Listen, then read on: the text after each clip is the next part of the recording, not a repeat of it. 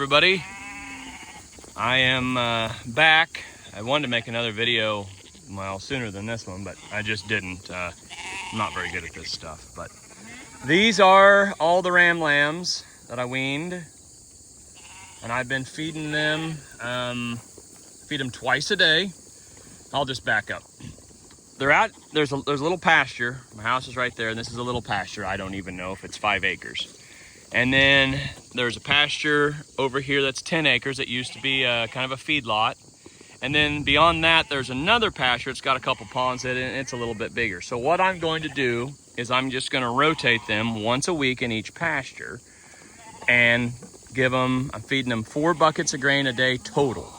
That's not much, but at first, I have to admit, I was feeding them a little much, and I had a few die. I did give the overeat shot, but it didn't matter. I took them in and had them posted, and he said they're just completely full, which that's the problem, you know. You feed them, you have some that eat, you know, you think you're giving them a quarter pound, half a pound. Well, you got some of them eating 4 pounds, and you got some of them eating 1/8 of a pound. So anyway, I had to slow my roll a little bit and stretch their feet out. So I'll show you what I'm feeding them in.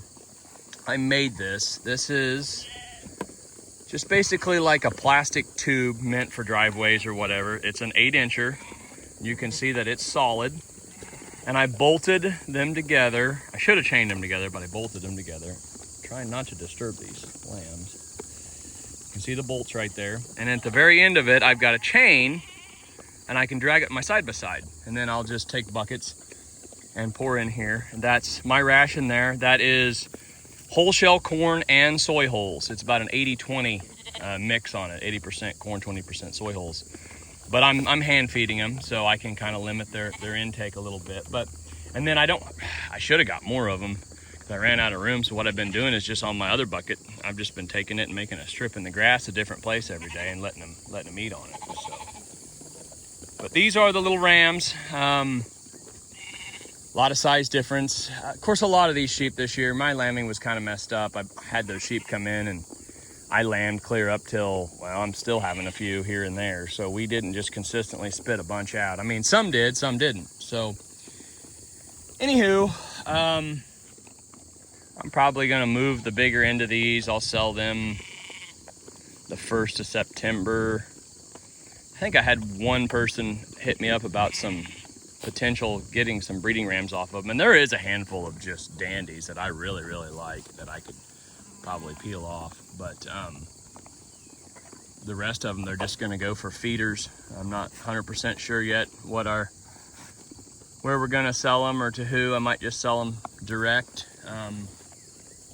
might sell them at a barn. I don't know, but a lot of them have a ways to go, like that little thing right there. You know, he needs to gain 20 pounds, but then there's a big one, big old rascal right there, and there's another big one. I mean, I can go through here and sort several bigger ones off, but anyway, like I said, feed them twice a day, about 7:30 in the morning, and then I'll come back through about 4 or 5 in the afternoon, and feed them. So they've got all the picking that they want, and they'll get a little bit of grain. So got a water tank set up for them over there, and I've got some free choice mineral set out next to it for them. So yes, but this is our little lamb feeding setup here. And I should have made a video the other day. We went through on our other farm over there, all of our ewes we got out of Kansas, and we took all the breeding rams off because they're going to start lambing here in 3 weeks.